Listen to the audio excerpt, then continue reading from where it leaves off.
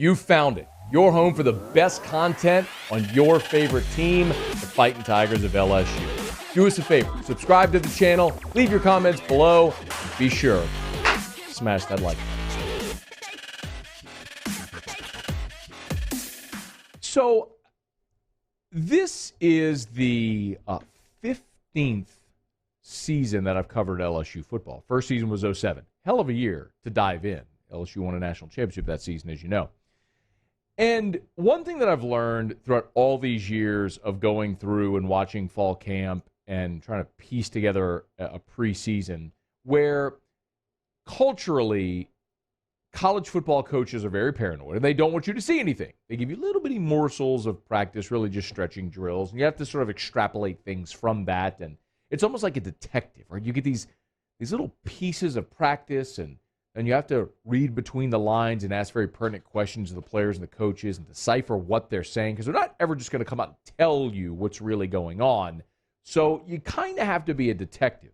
And I feel like I've gotten pretty good at that over the years. And one of the questions that I certainly wanted to have answered was, of this group of freshman wide receivers, which LSU recruited a terrific class with Chris Hilton and Brian Thomas and Malik Neighbors and, of course, Jack Besh, who's moved to tight end. They have a great core of freshman receivers here. And my assumption is always that one of them is going to break out, just like we saw Kayshon Boutte do a year ago, like we saw Jamar Chase as a freshman back in 2018 do. There's always one of those guys that's kind of going to pop up and say, hey, I'm next. And I thought it would be Chris Hilton, and it may very well be. And they love Chris Hilton because of his freakish athleticism, his leaping ability, his legit track speed. But as I've kind of pieced together some early tidbits, it's not been Chris Hilton that's stood out. Remember when Zach Von Rosenberg was here on Monday, and I asked him what was standing out? This is what he said. For this practice, I got to look at some of the notes and the PowerPoints they had up to see, the percentages of guys in their one-on-one. And I was going to lead out with Brian Thomas. He's perfect 100% in all his one-on-one drills, and he's not getting cheap reps. He's had reps against Elias Ricks and our, some of our best DBs, and he's really showing out. So he's the guy that I'm watching today. I haven't seen him catch a ball yet. They're doing red zone drills right now, but he's got impressive paper numbers right now. He's 6'5". He's a big guy, and he can go up and get the football. He reminds me of Terrace Marshall. Marshall just taller and more length to him. Zach Von Rosenberg, and then when Kayshon Boutte met with reporters, he was asked about the freshman receivers, and who was the first guy he mentioned? Everybody really stepping up, honestly, to me. The freshmen came in. I feel like they came in at a faster pace than we did as our freshman core last year. You got Brian Thomas, explosive X. He could do anything from fade balls to slants to everything. Who was the first receiver he mentioned? Ed Ogeron was also asked about the freshman wide receivers, and he's going to name them all, but you know who the guy he talked most about? Really pleased with those guys, and every one of them. Deion was fighting the injury, coming back. Brian Thomas, first day is beat some of our best players, making some plays down the field. It's not coincidental when he's the first name out of everybody's mouth. That's one of the things I've learned over the years. You can decipher depth chart by the first name that they mention. When we talk about a quarterback battle, if they say Miles and Max, well, Miles has the lead. If they say Max and Miles, well, Max has the lead. I mean, you can decipher it based on what they're telling you. And that's happening right now with Brian Thomas. It's interesting because I had one sort of very candid and off-the-record conversation today when I was asking about Brian Thomas specifically. And the word that was used was polished.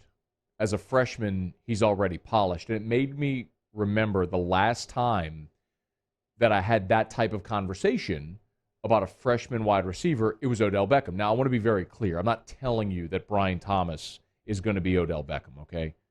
Odell's an all-pro, and he was a first-round draft pick and all that stuff. This guy's 1 week into his first fall camp.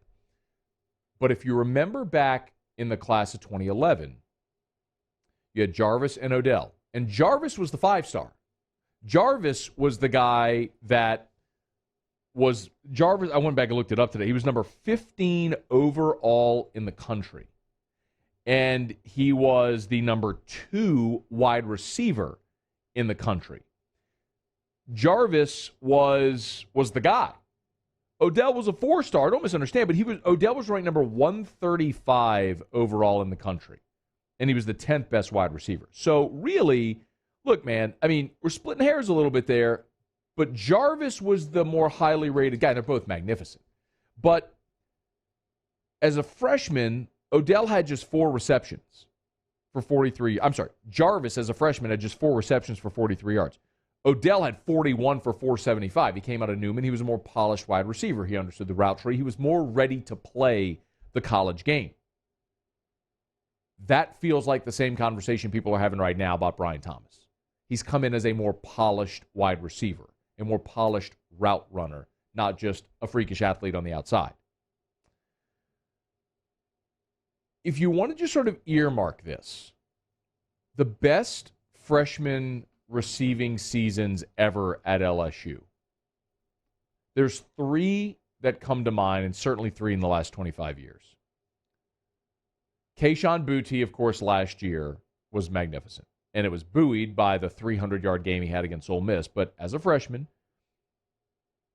Boutte had 45 catches for 735 yards, 5 touchdowns.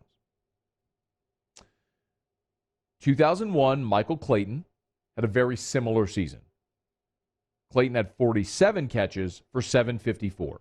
So both Clayton and Boutte had just under 50 catches for over 700 yards. Now remember, Clayton played in 12 games that year. Boutte played in just 10. So if Boutte had a full season, he likely would have broken the record. But the best freshman receiving season was Jarrell Myers in 1999. And a lot of people forget this because Myers' best season was his freshman season in 99.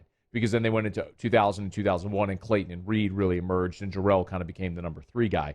But in 1999, as a freshman, Jarrell Myers had 64 catches for 854 yards and a touchdown. That was in 11 games played. So Jarrell Myers is the standard among freshman receivers at LSU. File that away because you know Kayshon Boutte is going to be your number 1.